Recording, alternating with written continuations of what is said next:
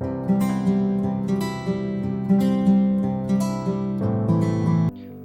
The man thinking, यानी कि जैसे विचार वैसा जीवन के लेखक जेम्स एलन का कहना है कि एक व्यक्ति अपने विचारों पर विजय हासिल कर अपने पूरे व्यक्तित्व को बदल सकता है, यहाँ तक कि अपनी परिस्थितियों और भाग्य को भी।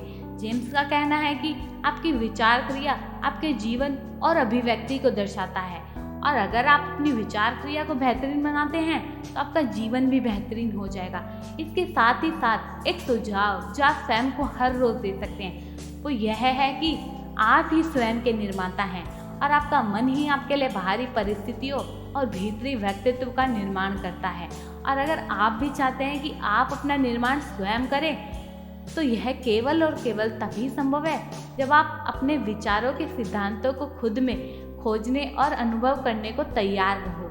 आप लोगों ने अक्सर सुना होगा थिंक पॉजिटिव। इसका यही कारण है कि अच्छे और सकारात्मक विचार कभी बुरे परिणामों को जन्म नहीं देंगे और वहीं नकारात्मक विचार कभी अच्छे परिणामों को जन्म नहीं देंगे। अगर आप इस बात से सहमत हैं तो आप यह बात अवश्य समझेंगे कि हमारा मन एक बगीचे की भांति है जिसे या तो आप बुद्धिमत्ता से खुद सीख सकते हैं या फिर आप यह काम परिस्थितियों पर और भारी प्रभावों पर छोड़ सकते हैं। हमारे मन में प्रवेश करने वाला हर एक विचार, चाहे वो भारी माध्यम से प्रवेश हुआ या फिर खुद भी हो गया, प्रत्येक विचार एक बीज की भांति है जो कि देर समय फल देंगे और फलस्वरूप आपको पीड़ा या फिर आनंद की अनुभूति भी देंगे, जो कि पूर्णता इसी बात पर निर्भर करती है कि आपने कैसा बीज बोया। और अच्छी बात तो यह है कि व्यक्ति दुख और सुख दोनों से ही कुछ ना कुछ सीखता है और इस प्रक्रिया में वो देर सवेर अपने जीवन का कप्तान बन जाता है।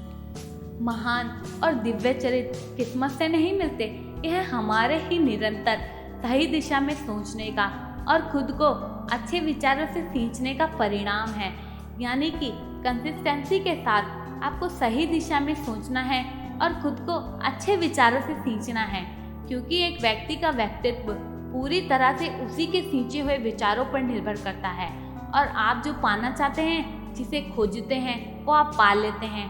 और इसके लिए आपको धैर्य यानी पेशेंस, प्रैक्टिस और कंसिस्टेंसी की आवश्यकता है, और इससे आप ज्ञान के मंदिर में प्रवेश पा लेते हैं। एक प्रबल व्यक्ति तब तक एक दुर्बल व्यक्ति की मदद नहीं कर सकता जब तक वो स्वयं अपनी मदद ना करना चाहे। एक दुर्बल व्यक्ति भी अपनी परिस्थितियां बदल सकता है अगर वो खुद में एक इच्छा शक्ति का निर्माण करे और अच्छे व्यक्तियों का और अच्छे विचारों का समर्थन करे। हर व्यक्ति के अंदर एक संपूर्ण शक्ति मौजूद है जिससे कि वो अपने विचारों को बदलकर खुद का रूपांतरण, भारी परिस्थितियों का रूपांतरण और साथ ही वो खुद को भी वो बना सकता है जो वो बनाना चाहता है। और ये पूरी तरीके से उसकी अपनी सोच, समझ और क्रिया में लाए, यानी कि उन विचारों पर वो एक्शन ले। और इसी बात पर निर्भर करता है कि या तो वो व्यक्ति खुद को प्रभावशाली या महान बनाए, और अगर वो अपने विचारों को गलत प्रयोग करता है तो वह खुद को जानवर से भी बदतर स्थिति में ला सकता है। और इन्हीं दो किनारों के बीच में निर्भर करता है कि एक व्यक्ति अपना व्यक्तित्व कितना प्रबल बना सकता है या फिर कितना नीचे गिरा सकता है। क्योंकि एक व्यक्ति अपनी परिस्थितियों का चयन नहीं करता, लेकिन वो अपने विचारों का चयन कर सकता है, जो कि उसकी बाहरी परिस्थितियां बदल सकते हैं। परिस्थितियां किसी व्यक्ति को बदलती भी नहीं, वैसे उस व्यक्ति को उजागर करती हैं। हमारे विचार और हमारा व्यक्तित्व एक ही है, और हमारे व्यक्तित्व से हम जो चाहें और जैसी परिस्थितियां चाहें वैसे बन सकते हैं। बस शर्त इतनी है कि आप अपने भीतरी स्वभाव के साथ अच्छे से तालमेल बिठा सके। और इस ज्ञान के साथ अगर व्यक्ति अपने बीते हुए दिन और उन क्षणों को देखे तो वो पाएगा कि जीवन हमेशा से ही उसके काबू में था, और हमेशा से ही जीवन पूरी तरीके से उसकी सोच पर निर्भर करता आया है। और इन्हीं पलों में उसे ये भी ज्ञात होगा कि जितने भी अनुभव अच्छे या बुरे घटित हुए, उन्होंने कहीं ना कहीं व्यक्ति के व्यक्तित्व को एक नया रूप दिया। और जैसे जैसे एक व्यक्ति अपने विचारों और बाहरी परिस्थितियों के साथ तालमेल बिठाना शुरू करता है, तभी उसके सामने हर परिस्थिति में छुपे हुए आध्यात्मिक ज्ञान की अनुभूति होने लगती है। एक व्यक्ति अपनी ओर वो आकर्षित नहीं करता जो कि वह चाहता है, बल्कि वो आकर्षित करता है जो वह है।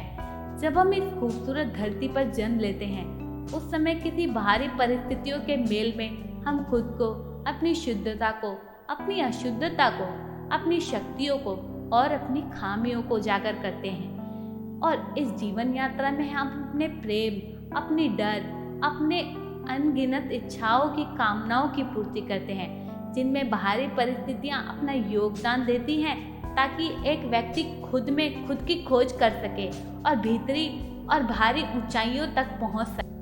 अपने विचारों को काबू कर पाने की इस प्रक्रिया के अंदर आप पाएंगे कि जैसे ही आप लोगों के लिए और चीज़ों के लिए अपना नज़रिया बदल देते हैं, तो आप पाएंगे कि बाहरी परिस्थितियों और लोगों के नज़रिए भी आपके लिए बदल चुके हैं। और जिस शक्ति से हम खुद का रूपांतरण करेंगे वो पहले से ही हमारे अंदर मौजूद है। बस हमें अपने विचार और कर्म में एकता और सामंजस्य बनाना है। और एक बार आप अपने विचार और कर्म में एकता ले आते हैं तो फिर आपकी हर प्रार्थना स्वीकार होने लगती है। प्रकृति हर व्यक्ति को बढ़ावा देती है और अवसर प्रदान करती है, और वे अवसर उसकी सोचने की क्षमता और कार्य करने की क्षमता पर निर्भर करती है। प्रकृति ब्रह्मांड की शक्तियाँ बेईमान, दुष्ट लोगों का साथ नहीं देती। कई बार हमें ऐसा लगता है, लेकिन प्रकृति सदैव उन्हीं लोगों का साथ देती है जो अपने विचारों और कर्म में एकता बनाते हैं और अपने विचारों और आदर्शों को और भी प्रबल बनाते हैं। हमें लगता है कि हम अपने विचारों को छुपा सकते हैं, परंतु ऐसा नहीं है। जैसे ही हम अपने अंदर विचार लाते हैं, वो विचार कर्म के अंदर परिवर्तित हो जाता है और वो कर्म आदतों में, और वे आदतें विभिन्न परिस्थितियों से हमारे सामने उजागर होती हैं। अच्छे विचार अच्छी आदतों का निर्माण करते हैं और अच्छी आदतें ही अच्छी परिस्थितियों का निर्माण करती हैं। और जब तक एक व्यक्ति अपने विचार नहीं बदलता, तब तक वो खुद को भी नहीं बदल सकता। इसलिए आप जो भी कुछ पाना चाहते हैं या करना चाहते हैं, वो करने के लिए आपको अपने विचारों में परिवर्तन लाना होगा और अपने विचार, शब्द और कर्म में एकता स्थापित करनी होगी। अक्सर लोग पीड़ा का अनुभव करते हैं। पीड़ा केवल और एक केवल अपने विचारों को एक गलत दिशा देने का परिणाम है। यह इस बात का भी सूचक है कि व्यक्ति खुद के साथ ही तालमेल नहीं बिठा पा रहा है। एक व्यक्ति का उच्चतम आदर्श यही है कि जितना हो सके वह स्वयं को शुद्ध करे, क्योंकि एक पूर्णतः शुद्ध व्यक्ति के लिए पीड़ा जैसी कोई चीज़ नहीं होती। हमारा शरीर हमारे मन का गुलाम होता है, और अगर आपका मन तरोताज़ा है तो आपका शरीर भी इस बात को मान लेगा। और अगर आपका मन मानता है कि आज मैं बीमार हूँ या कुछ करने का मन नहीं है, तो आपका शरीर भी ऐसा ही हो जाएगा और आपको लगेगा कि आप बीमार हो और आज थके हुए महसूस कर रहे हो। इसलिए आपके स्वस्थ रहने के लिए यह जरूरी है कि आपके मन को भी स्वस्थ रखें, क्योंकि एक स्वस्थ मन, स्वस्थ हृदय से ही एक स्वस्थ जीवन शुरू होता है।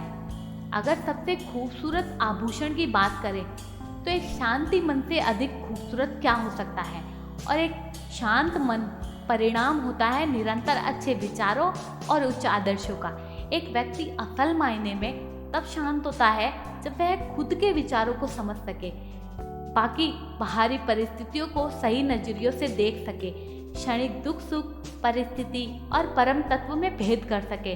जब वह समझ सके प्रकृति के इस नियम को, जो भी कुछ हुआ है उसका एक कारण है और एक परिणाम भी। एक व्यक्ति जितना शांत होता है उतना ही सफल और प्रभावशाली भी। अगर एक व्यक्ति कमजोर और दुर्बल विचार सोचे तो वह वैसा ही हो जाएगा। अगर आपको प्रबल और प्रभावशाली होना है तो आपको अच्छे विचारों को निरंतर सोचना और सुनना होगा, और साथ ही अपनी सोच को भी सही दिशा देनी होगी। तो स्वतः ही आप अपने आप को प्रबल और प्रभावशाली बना लेंगे।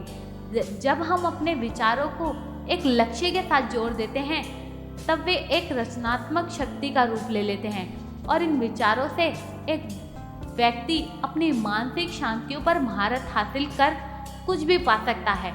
एक व्यक्ति को अपने दिल में एक लक्ष्य बनाना चाहिए और उस लक्ष्य पर अपने सारे विचार केंद्रित कर देने चाहिए।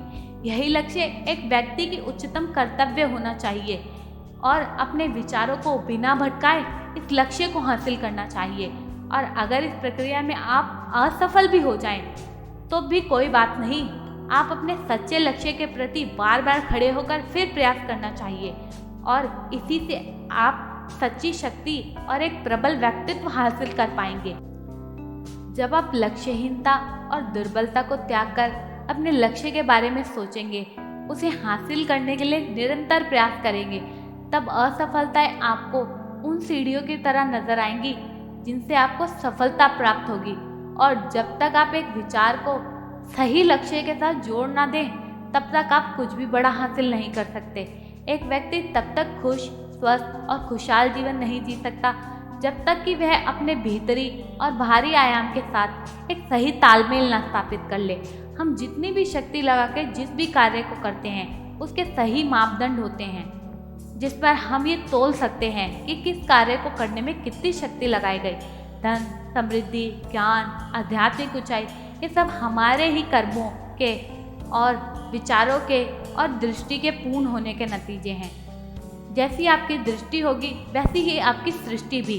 और आपको भी अपनी दृष्टि को अपने हृदय में बसाना चाहिए, अपने आदर्शों को उठाना चाहिए, क्योंकि आप उतने ही छोटे बन जाएंगे जितने कि आप पर हावी आपकी सबसे छोटी इच्छा, या फिर उतने ही बड़े और उतने ही महान जितनी आपकी सही दृष्टि।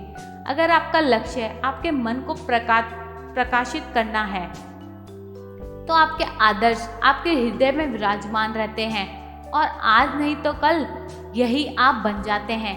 इसलिए अपने आदर्शों को बढ़ाइए और अपने लक्ष्य को बड़ा बनाइए।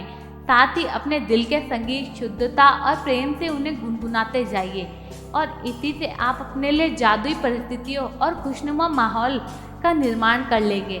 और जब आप अपने सपने पूरे करते हैं, अपने दिल के गीत गुनगुनाते, तब आप इंसानियत के लिए भी आदर्श स्थापित करते हैं और यह बात सिद्ध कर जाते हैं कि आप सब भी अपने सपने पूरे कर सकते हैं। और साथ ही जो लोग खुली आंखों से सपने देखते हैं और उन्हें पूरा करने के लिए जुट जाते हैं, उनके सपने ज़रूर पूरे होते हैं।